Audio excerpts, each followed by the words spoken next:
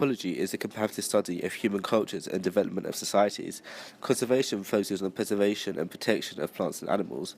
In this video, we'll be presenting two case studies which incorporate interest in both fields in order to demonstrate the challenges faced by conservationists and anthropologists today and the importance of their cooperation and communication.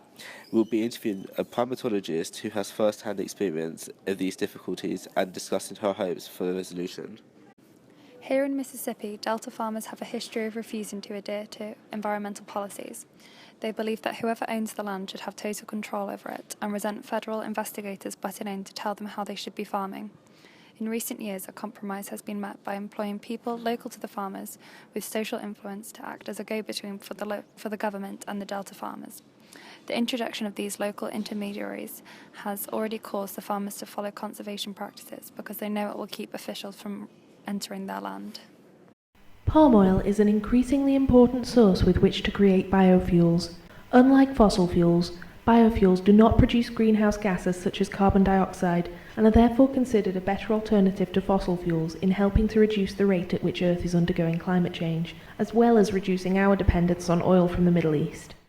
Unfortunately, areas of tropical rainforest are being removed in order to grow crops to satisfy the increasing demand for palm oil.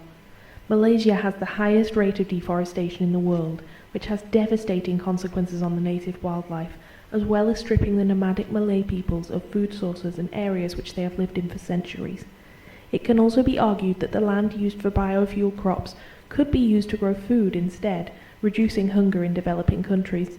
It is in the interests of both conservationists and anthropologists to find a balance between sustainable fuels for our future and the impact upon the people, plants and animals who have no institutional power to stop deforestation.